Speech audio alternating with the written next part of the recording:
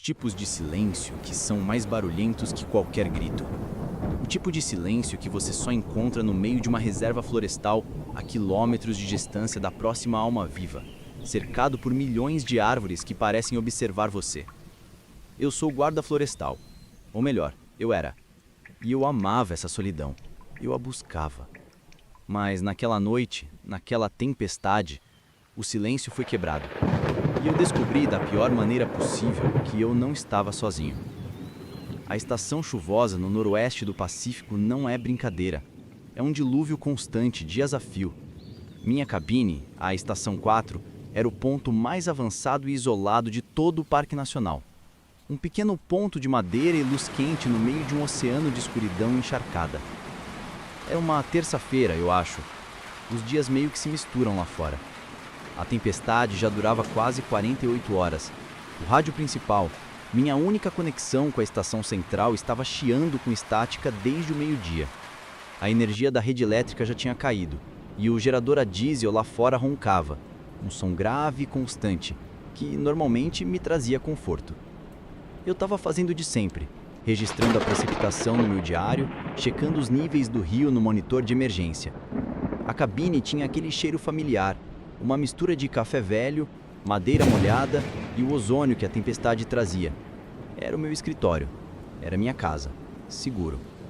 Lá fora, o vento uivava entre os pinheiros gigantes, um uivo longo, baixo, que fazia os vidros da janela tremerem levemente nos caixilhos. Eu tinha acabado de me servir de mais uma xícara de café. O líquido estava quase escaldante e a caneca de cerâmica aquecia minhas mãos frias. Eu estava olhando para o mapa na parede quando ouvi. Não era o vento. O vento não é metódico. O vento não tem ritmo. Não era um galho caindo. Galhos batem uma vez, um creque seco e pronto. Isso era deliberado. Tu, tu, tu. Vinha da varanda dos fundos. Onde eu guardo a linha empilhada e o machado de rachar. Meu coração deu um salto. Um pulo seco no peito. É um urso, eu disse a mim mesmo, em voz alta, só para quebrar o silêncio opressor que tinha se instalado. É só um urso procurando comida no lixo. Mas o lixo ficava na frente. E eu peguei minha lanterna mais potente, aquela Maglite de metal pesado, grande o suficiente para ser usada como arma. A luz piscou por um segundo quando a liguei, e eu tive que bater nela contra a palma da minha mão. Fui até a janela da cozinha, que dava para os fundos. O vidro estava completamente embaçado pela diferença de temperatura, o calor da cabine contra o frio lá fora. Limpei um círculo no vidro com a manga da minha camisa de flanela. O cheiro do tecido úmido subiu ao meu nariz. Apontei a lanterna para a escuridão. O feixe de luz era forte, cortando a cortina de chuva como uma faca. A luz iluminou a pilha de lenha e não havia nada. Não havia urso. A lona sobre a lenha estava intacta. O machado estava exatamente onde eu deixei, cravado no toco de cortar. Eu varri a luz pela linha das árvores. Nada. Apenas troncos molhados e sombras que dançavam. Mas o som tinha parado. Ele parou no exato momento em que eu me levantei da cadeira. Como se soubesse que eu ouvi. Eu tentei ignorar. É o isolamento. Ele prega peças na sua cabeça. A febre da cabine, eles chamam. Mas o café agora tinha um gosto amargo. O conforto da cabine tinha evaporado. O ar parecia de repente muito mais frio. Voltei para o rádio principal. Girei o seletor. Tentei contato com a estação central. Nada. Morto. A tempestade estava bloqueando tudo. E então, aconteceu. O som que eu mais temia. O gerador morreu. As luzes da cabine piscaram por uma última vez e se apagaram. A tela do monitor de nível do rio apagou. Escuridão total. O único som agora era a tempestade e parecia que ela tinha acabado de entrar na sala comigo. Merda. Eu teria que sair. O gerador ficava num pequeno galpão de metal, a uns 20 metros da cabine. Provavelmente o filtro de combustível ficou encharcado. Eu vesti minha capa de chuva pesada. O material de borracha estava gelado e rígido. O cheiro de mofo e óleo encheu minhas narinas. Calfei minhas botas. O zíper da capa emperrou. e eu praguejei baixo, minhas mãos de repente tremendo.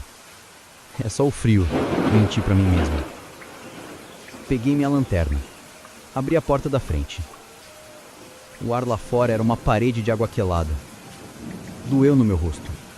Apontei a lanterna para o caminho de cascalho que levava ao gerador. O caminho já era um riacho de lama. Eu dei 5, talvez 6 passos. A chuva batia no meu capuz tão alto que eu mal podia pensar. A luz da lanterna dançava sobre a lama. E foi quando eu vi. Na lama, ao lado da trilha que eu fiz para o gerador, havia outra. Uma pegada. Meu sangue não congelou. Ele evaporou. Era uma pegada humana, grande, e estava descalça. Os dedos dos pés estavam claramente definidos na lama vermelha. Estava fresca. A chuva ainda não a tinha desfeito. Estava apontada não para o gerador, estava apontada para a janela da minha cozinha. Eu não fui até o gerador. Esqueci o gerador. Eu tropecei para trás, quase caí na lama. Entrei na cabine e bati a porta. Eu estava ofegante, meu peito queimava. A água da chuva pingava da minha capa no chão de madeira, formando uma poça a meus pés. Quem estaria aqui, no meio dessa tempestade, a quilômetros de distância da próxima alma viva, cercado por milhões de árvores que parecem observar você? Nenhum turista, nenhum caçador. A estrada principal do parque estava fechada há dias por causa de deslizamentos. Eu corri para a janela da cozinha, a mesma que eu tinha limpado. A lanterna tremia violentamente na minha mão. Apontei o feixe para fora e... não havia ninguém. Mas a pegada ainda estava lá.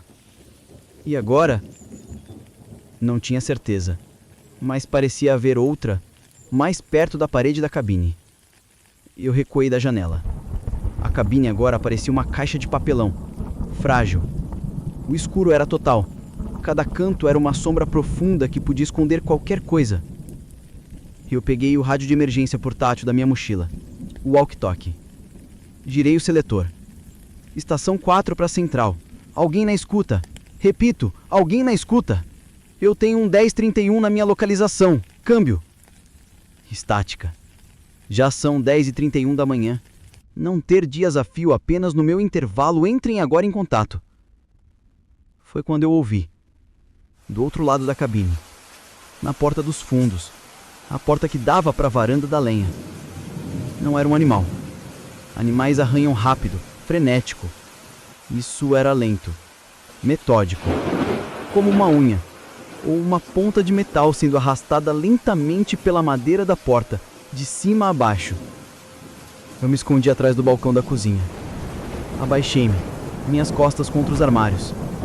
Meu coração batia tão forte que eu podia senti-lo na minha garganta.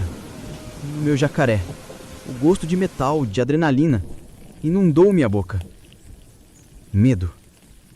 Puro. O arranhado parou. Silêncio. Apenas a chula. 1, 2, 3 segundos. Eu prendi a respiração. Eu gritei, um som curto e agudo que foi engolido pela tempestade. Ele estava na porta da frente.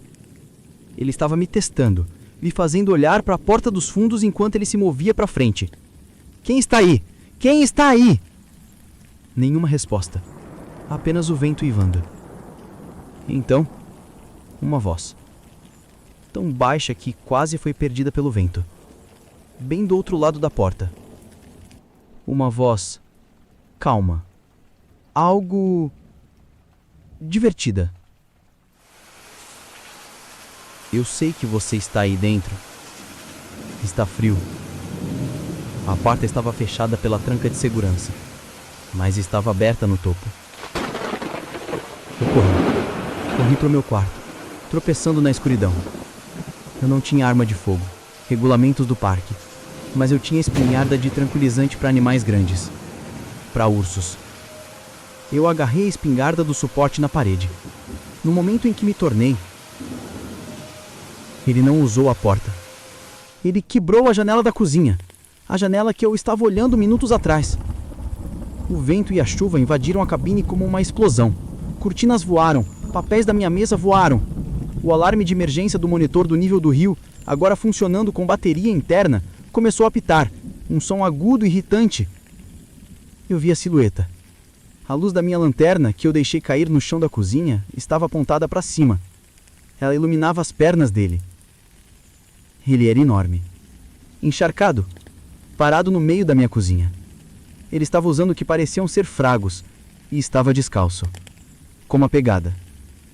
O vidro quebrado cobriu o chão. Ele deu um passo para dentro. Ele não disse nada. Já são 10h56 da manhã. Apenas respirava.